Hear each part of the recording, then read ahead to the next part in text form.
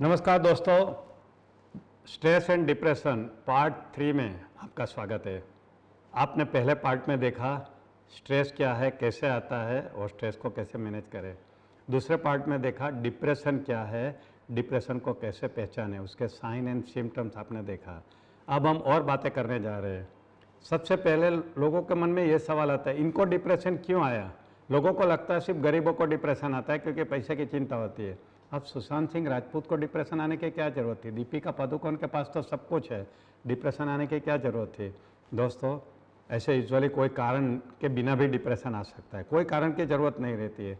मगर कुछ स्टडी की गई है कि डिप्रेशन के कारण क्या हो सकता है। एक तो देखा गया है कि हेरिडिटरी यानी वंश में आता है। अगर फादर या मदर में से किसी को है तो बच्चे को आने की चांस है, दोनों को है तो ज़्यादा चांस है, एक को है तो कम है। मगर ज़रूरी नहीं है, ऐसे भी लोग हैं जिनके फादर मदर में से किसी को नहीं था फिर भी बच्चे को हुआ। तो डिप्रेशन का ऐसा माना गया है कि हेरिडिटरी फैक्टर होता है। कुछ लोगों की पर्सनालिटी डिफेक्टिव होती है, जो छोटी छोटी बातों में वो पैनिक हो जाते हैं, चिंता करने शुरू कर देते हैं, पर्सनालिटी डिफेक्ट होती है। तो क्या होता है, हमारा नॉर्मल जो स्ट्रेस होता है, जो हम नॉर्मल इंसान सहन कर लेते हैं और जीवन आगे बढ़ता है, मगर ये लोगों का क्या होता है कि इनकी पर्सनालिटी वीक होने के कारण नॉर्मल स्ट्रेस उनके अंदर बढ़ जाता है और उसकी वजह से उनको डिप्रेशन आ जाता है। जब ज़रूरत से ज़्यादा स्ट्रेस बढ़ता है तो भी डिप्रेशन आता है। कहते हैं सुशांत सिंह राजपूत के जीवन में बहुत सारे स्ट्रेस थे, उनकी कुछ फिल्में कैंसिल हो रही थी, बहुत सारा दबाव था। तो जब हम जितना हमारी कैपेबिलिटी है उससे ज़्यादा स्ट्रेस आता है तो वो डिप्रेशन की तरफ लेके जाता है। तो हमें स्ट्रेस मैनेजमेंट तो बहुत स्ट्रांगली सीखना चाहिए और स्ट्रेस को हमें वन बाय वन जल्दी से जल्दी जीतना है, हमें उससे निकल जाना है। कुछ क्रोनिक बीमारी होती है जैसे किडनी फेलियर, बार बार डायलिसिस करवाओ, हॉस्पिटल में जाओ, खाने का रेस्ट्रिक्शन, इंजेक्शन लगा है, तो ये बहुत तकलीफ वाली ज़िंदगी होती है। कैंसर जिसमें लंबी ट्रीटमेंट चलती है, कैंसर का पेन होता है, ट्रीटमेंट की साइड इफ़ेक्ट होती है। आपने इसलिए सुना भी होगा कि कितने पेशेंट हॉस्पिटल में ही जंप करके सुसाइड कर लेते हैं क्योंकि उसको डिप्रेशन रहता है, इतनी सारी तकलीफ से अच्छा है मर जाना अच्छा है, ऐसा सोच के। तो जो भी बड़ी बड़ी बीमारी वाले लोग रहते हैं उनको ये बीमारी के कारण भी डिप्रेशन आ सकता है।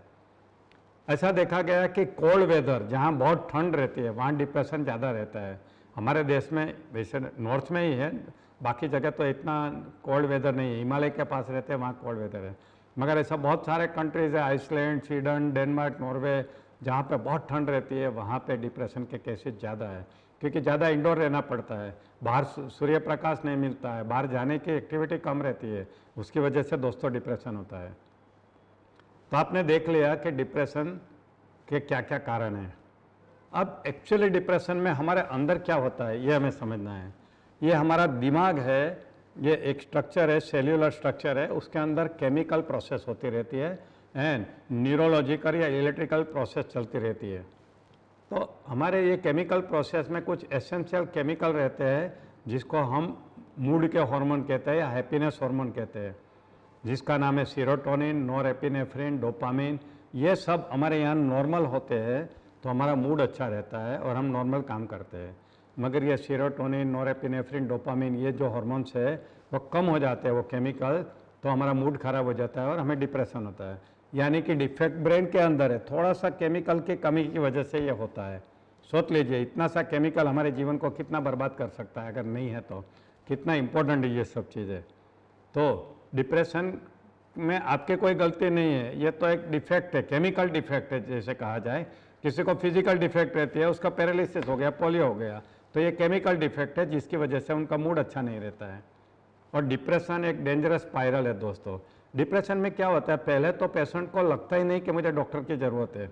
सबसे पहले रेजिस्टेंस शुरू होता है जब उसको बोला कि चल तुझे डॉक्टर के पास लेके जाए, बोलते हैं मुझे क्या ज़रूरत है, मैं पागल थोड़ा हूँ, ऐसा बोलते हैं सीधा। तो पहले तो वहाँ रेजिस्ट करते हैं, फिर डॉक्टर से कोऑपरेट नहीं करते हैं, फिर डॉक्टर जब दवाई देते हैं वो खाने से इनकार करते हैं, और अगर आपने उसके ऊपर छोड़ दिया तो आपको बोलेगा हाँ मैं खाता हूँ, मगर खाता नहीं होगा, आपने देखना। और क्या होता है कि दवाई नहीं लेने की उनकी जिद होती है, नहीं लेने की वजह से उनका डिप्रेशन बढ़ता है, डिप्रेशन बढ़ता है तो फिर दवाई नहीं लेने की जिद उनकी बढ़ती है, ऐसे एक डाउनवर्ड स्पाइरल स्टार्ट होता है। तो उसकी वजह से एक नॉर्मल माइल्ड टाइप का डिप्रेशन सीवियर डिप्रेशन में भी जा सकता है अगर हमने उसको केयर नहीं किया तो दोस्तों। तो हमें ये डेंजरस स्पाइरल से बचना है।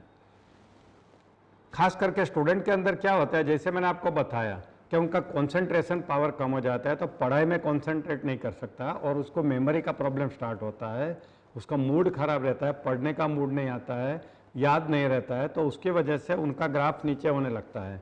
दोस्तों आपने कहीं ऐसा किस्से सुने होंगे, मैंने तो बहुत सुने हैं कि 10th में बोर्ड में फर्स्ट आया था, 11th में मुश्किल से पास हुआ, 12th में फेल हो गया। सुना है आपने? ये क्यों हुआ? जिंदगी भर अच्छा इंटेलिजेंट स्टूडेंट जो बोर्ड में फर्स्ट आने तक, टॉप 10 में आने तक एबिलिटी है, वो फेल कैसे हो सकता है? क्योंकि ये 2 साल बहुत स्ट्रेस के होते हैं बच्चे के, और वो टाइम पे वो स्ट्रेस की वजह से वो डिप्रेशन में जाता है, और डिप्रेशन की वजह से ये रिजल्ट डिटोरिएट होता है और फेल होता है, तो फिर पेरेंट्स का कटकट शुरू हो जाता है और फिर उसकी वजह से वो सुसाइड भी कर लेता है दोस्तों। तो स्टूडेंट में तो ये बहुत बड़ा डेंजर है। रिलेशनशिप डिटोरिएट होती है, सबको थोड़ा मालूम है कि आपको डिप्रेशन है, वो तो आपका बिहेवियर को रिस्पॉन्ड करेगा। आपने उससे ठीक बिहेवियर नहीं किया, ठीक से बात नहीं किया, आप इरिटेबली बात करते हैं, आप उनको फ़ोन नहीं करते, उसके सामने देख के हंसते नहीं हैं, तो आपकी रिलेशनशिप तो बिगड़ेगी ना। घर के अंदर बिगड़ती है, हस्बैंड वाइफ की रिलेशनशिप बिगड़ती है, भाई बहन की बिगड़ती है, क्योंकि इरिटेबल इंसान घर में रहता है तो सब चिढ़ जाते हैं, उनसे दूर होने की कोशिश करते हैं। तो इसमें एक डेंजर और है कि सबके साथ रिलेशनशिप बिगड़ने लगती है। फिर आप अगर काम कर रहे हैं, वर्किंग पर्सन है, तो आपका काम में फोकस नहीं होगा, फॉरगेटफुलनेस होगी, मूड अच्छा नहीं होगा, इरिटेबल रहेंगे, तो आप सभी अपने कलीग से झगड़ा करोगे, काम आपका जमा होता जाएगा, प्रोक्रेस्टिनेट करोगे, और फिर आपका बॉस आपको डांटता रहेगा, तो आपका काम भी बिगड़ेगा। लाइफ पूरी कॉम्प्लिकेटेड हो जाती है, रिलेशनशिप बिगड़ा, काम बिगड़ा, सब कुछ, एग्ज़ाम का रिजल्ट बिगड़ा, it's a really dangerous thing. फिर सेक्सुअल वीकनेस हो जाती है, डिज़ायर कम हो जाती है, तो पार्टनर को डाउट आने लगता है, पार्टनर आपसे दूर हो जाता है। और सबसे बड़ा डेंजर है सुसाइड के थॉट, और सुसाइड के थॉट की वजह से ज़्यादातर लोग, 1/3 लोग सुसाइड भी कर लेते हैं जिनको सुसाइडल थॉट्स आते हैं। तो हमें सबसे ज़्यादा ध्यान ये रखना है कि उनको सुसाइडल थॉट आए तो उसको जल्दी से नोटिस करो और उनको समझाओ और उनको डॉक्टर के पास ले जाके उनका कुछ इलाज करवाओ, क्योंकि नहीं तो वो इम्प्लीमेंट कर देगा दोस्तों। अब सुसाइड करने के पहले ये डिप्रेशन के मरीज कुछ सिग्नल देते हैं, वो सिग्नल को जान लेते हैं। अगर आपके घर में कोई मरीज है जिनको डिप्रेशन है, तो आपके लिए बहुत ज़रूरी है, क्योंकि वो सुसाइड के पहले जो सिग्नल देगा, वो सिग्नल अगर आपने देख लिया तो उसको आप सुसाइड से बचा सकते हैं। ऐसा देखा गया है कि ज़्यादातर सुसाइड करने वाले लोग, डिप्रेशन वाले, 2-4 दिन पहले अपनी बातों में कहीं ना कहीं तो वो अपना प्लान बता देते हैं, सीधा नहीं बताते, इनडायरेक्टली बताते हैं। तो आपको ये देखना है कि कोई ऐसी बातें करे तो हमें इमीडिएटली अलर्ट हो जाना है। दूसरा देखना है कि वो ज़्यादातर डिप्रेशन का पेशेंट जब सुसाइड करता है तो अपनी सुसाइड नोट लिख के जाता है, तो वो जहाँ रहता है उसके कमरे में थोड़ी छानबीन करनी चाहिए कि उसने कहीं सुसाइड नोट तो लिख के छुपा के नहीं रखा है। फिर अनसक्सेसफुल अटैम्प्ट भी कर लेते हैं, 1-2 बार फेल हो जाते हैं, कुछ गोली खाली कम पड़ गए और मरने से बच गए, कुछ जंप मार दिया और बच गए, ऐसा होता है। तो आपको क्या करना है कि जो अनसक्सेसफुल अटैम्प्ट वाले हैं उनके ऊपर तो स्पेशल वॉच रखना है कि वो फिर से एक बार सक्सेसफुल अटैम्प्ट नहीं करें। उनकी भाषा में से पता चल जाता है। अभी आपको चिंता करने की कोई कारण नहीं है, सब कुछ ठीक हो जाएगा।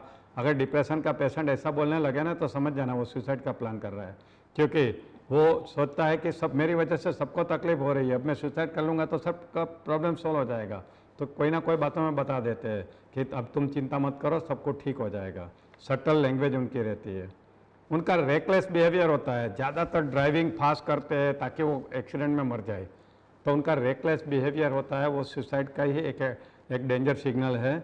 आपको अगर ऐसा कोई डिप्रेशन का पेशेंट करता है तो आपको ध्यान रखना है। फिर डिप्रेशन को पेशेंट को लगता है मुझे दवाई की ज़रूरत नहीं, दारू की ज़रूरत है। अगर आदमी है तो दारू ज़्यादा पीने लगता है। मैंने सुना था मीना कुमारी को बहुत दारू की आदत लग गई थी, शायद उनका भी डिप्रेशन था और उनकी वजह से वो दारू की उनको लत लग गई थी। उनके जीवन में बहुत प्रॉब्लम थे और डिप्रेशन में गई थी, उनके मैरिटल प्रॉब्लम हुए थे। फिल्म स्टार मीना कुमारी की बात कर रहा हूँ। तो उनको लगता है कि मेरी ये प्रॉब्लम का इलाज एक ही जगह है, दारू, शराब। वो दारू पीते, सिगरेट पीते, कुछ ड्रग्स लेते और उनकी लाइफ कॉम्प्लिकेटेड हो जाती है दोस्तों, और एंड खराब होता है। ऐसा देखा गया है कि जो सुसाइड करने वाला है वो सुसाइड करने के पहले अपने पेपर वर्क कंप्लीट कर लेता है, विल बना लेता है, बैंक के स्टेटमेंट बना के रख देता है, वो देख लेता है कि मेरे प्रॉपर्टी के कागजात कहीं है बराबर है कि नहीं, उनके घर वाले को बता देते हैं कि हमारे प्रॉपर्टी के कागजात है, ज़रा ध्यान रखना, क्योंकि वो चाहते हैं कि मेरे मरने के बाद किसी को तकलीफ नहीं हो। तो इतना समझदारी के साथ प्लानिंग के साथ सुसाइड करता है। अगर कोई डिप्रेशन का पेशेंट ऐसा कर रहा है तो आपको ध्यान रखना है कि वो शायद प्लान कर रहा है। दूसरी बात है कि वो जितने भी फ्रेंड और रिलेटिव है उनको मरने के पहले एक बार मिलने की कोशिश करता है, या फ़ोन से या पर्सनली, पॉसिबल है तो पर्सनली जाके मिलता है, क्योंकि उनको मालूम है अब ये हमारी आखिरी मुलाकात है। जाके 2-5 मिनट उससे बात करता है, जो भी खास उनके नियर एंड डियर होते हैं उनके पास जाते हैं वो बात करने को, उनको मिलने का उनका। वैसे किसी से नहीं मिलता, अपने कमरे में बंद रहता है, मगर जब सुसाइड का प्लान करता है तो वो सबको मिल लेता है कि आखिरी बार एक सबको मिल लूँ मैं। फिर मौत का सामान जमा कर लेता है, अपना फंदा फांसी का या पॉइजन घर में ला के रखता है, या पिस्तौल ला के रखता है, या ब्लेड या कुछ ला के रखता है अपना इसके लिए।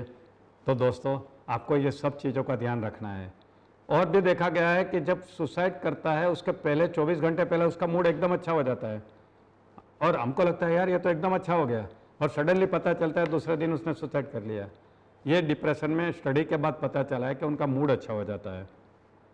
और वैसे डिप्रेशन का जो पेशेंट रहता है उनका घर के कमरे में कोई भी चीज़ ठिकाने पे नहीं रहती, आड़ा टेढ़ा पड़ा रहता है, मगर ऐसा देखा गया है कि वो सुसाइड करने के पहले अपना रूम भी ठीक कर लेता है, सब चीज़ अपने ठिकाने पे लगा देता है, बिल्कुल साफ़ सुथरा बन जाता है उनका।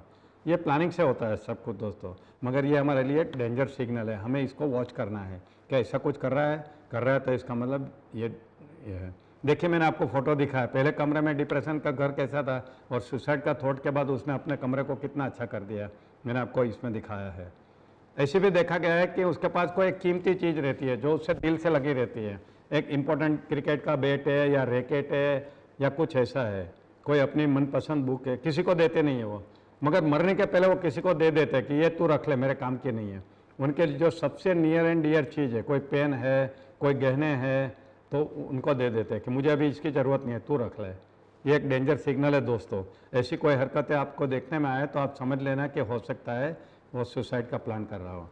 गुड बाय वर्ड इंग्लिश में है, जो बहुत दूर जाते वो कहा करते थे, यानी फिर मिलेंगे कभी, यानी ये आदमी ज़्यादातर गुड बाय का इस्तेमाल करना शुरू कर देता है ना, जिंदा रहेंगे तो फिर मिलेंगे, ऐसा कुछ बोलते हैं, डायलॉग मारते हैं दोस्तों। सो दोस्तों आपने देख लिया कि डिप्रेशन के कितने सिम्टम्स होते हैं, कितने डेंजर्स होते हैं। डेंजर सिग्नल को ध्यान रखना बहुत ज़रूरी है। अगर आपके फैमिली में, आपके आजू बाजू में कोई डिप्रेशन का पेशेंट है तो इसको बराबर ध्यान में रखिए, और किसी को सुसाइड से बचाना एक बहुत बड़ा पुण्य का काम है। अब ये हमारा तीसरा पार्ट यहाँ पे ख़त्म होता है, अब हम अगले चौथे पार्ट में जाएंगे। तब तक नमस्कार।